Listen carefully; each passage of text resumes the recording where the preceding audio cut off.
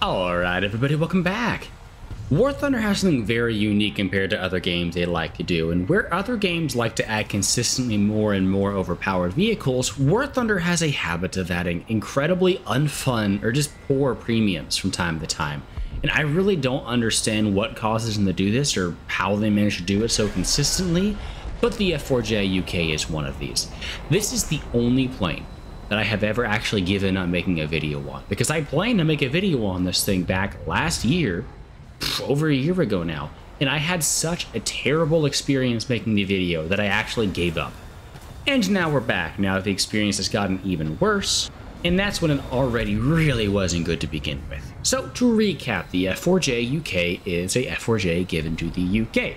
The only thing is, it is quite literally the worst possible 11.3 Phantom. When looking at the US Phantoms, the F-4J and the F-4S, of course the F-4S does have those wing slats, which both the F-4J and the UK and all the FGRs lack, so the F-4S is going to be the best in a dogfight. However, compared to the normal F-4J, although it does have the same countermeasures, unlike the F-4J, it gets the M61 gun pod instead of the Colt gun pod. So this means that it is going to be heavier and draggier, which means it's going to be worse in a dogfight and slower than the American F-4J, while also losing the HMD. For those of y'all who don't know, the F-4J and the F-4S both have HMD, which lets them basically aim their missiles and their radar wherever the mouse is pointing. And of course, the British decided to strip this out of the plane. And they also gave it the Sky Flash instead of the AIM-7F. I'll get to that a little bit later. Now, on the British side, of course, the FGR and the FG both don't have HMD as well, but instead they get the benefit of both having more countermeasures because they have 90 like the F4E, and they're in a better position. But they also have much better engines, at least for War Thunder's purposes. They get these SPAY engines. So the SPAY has much better low altitude performance. Now, of course, it does perform worse at higher altitudes, so if you were doing, let's say, BVR with a long-range Sparrow, AIM-7F, then having these engines might actually be a benefit. But in War Thunder, and especially because you're using Sky Flashes of all things, you really want that, low speed benefit. So to recap, you have a plane which has the hard-wing Phantoms without any of the benefits that the other hard-wing Phantoms have, and while only having 60 countermeasures and in a worse position. This plane is so bad that, if you're a regular viewer of the channel, you might be surprised to hear me say this, I would actually recommend bombing or rocketing bases in it, just because the performance is so incredibly poor, especially because at 11.3 you can fight both F-15s and you can fight full teams of 12.0s. So you can fight all F-16s, which you probably won't because there's going to be a bunch of F-4S players that you're going to be fighting, but hypothetically speaking, you could fight a team with 4 F-15s and a full team of F-16s below that, and that'd be totally fine because of the way the quantitative matchmaker works. Getting back to the missiles for a second, this of course does have the Sky Flash, and the Sky Flash is essentially just an AIM-7E2 that has a better seeker head, and realistically that better seeker head you are never going to notice in actual games. The Sky Flash does have better track rate, but realistically you're not really going to notice much of a difference because once it gets above around, 8 to 10 or so, there are massive diminishing returns and just, the effectiveness that that offers. These missiles, when they work, are alright for 11.3. They are certainly much worse than the Super Temp Sky Flash and the AIM-7F that are actually found at the exact same BR, and they're also worse than the R-24, which you find at the same BR, and they're also worse than the S-Speed, which you find at the same BR. They have a 0.75 tracking delay after launch, which means that you can't fire them super close and expect them to actually hit, and they also have a very short burn time and a massive amount of drag once they do burn out. So you have this little sweet spot around 3 to 4 kilometers to fire them off and head on, and you have to pray that they don't actually, do anything. I've actually had such a poor time with them, I was able to get a little montage for y'all, and forgive the poor resolution on a couple of them, I lost the original file. But I'll just have them randomly whiffing, and this happens with them so much more than any other missile. Like, look at that! What just happened? Where did the missile go? In this case, it either didn't guide at the very last second, or couldn't correct for that very small course adjustment from the Crusader.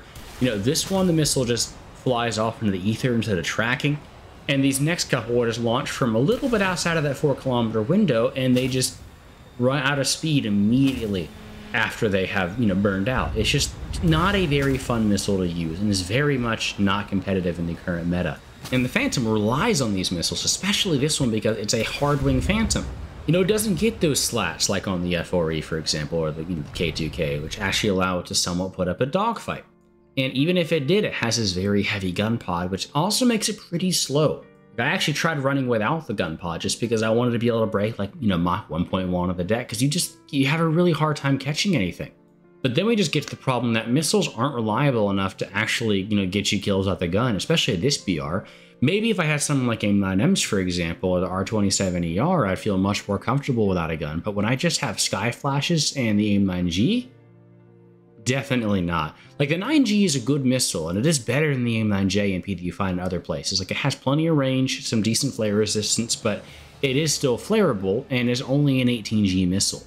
It also has pretty slow acceleration and a long burn time, which means that it is visible for longer than, say, for example, the PL5B, which we talked about recently.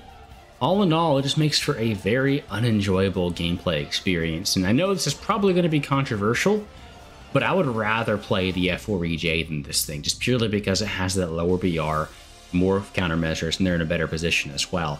And the F-4J will win the dogfight against an F-4J, just purely because it doesn't have to bring the gun pod. They're both terrible premiums, though, and I would not recommend actually getting either one of these, to be honest with you.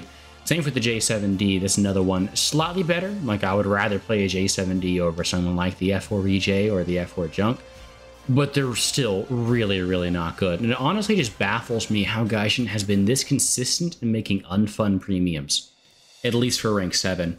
Rank 8 doesn't seem to be too much better so far, because the F-20 is literally a worse F-16 in every way at the same BR.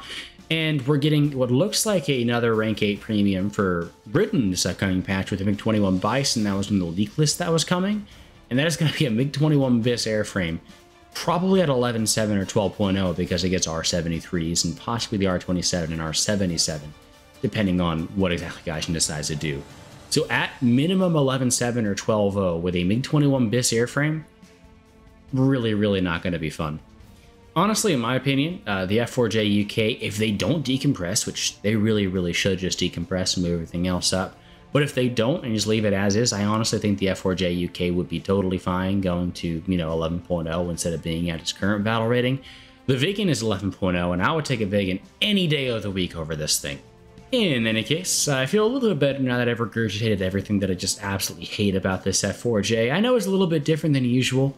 Let me know what y'all think of this, kind of almost ranty style format in the comments down below. Would you like to see something similar for the J7D, which is also in kind of a similar boat?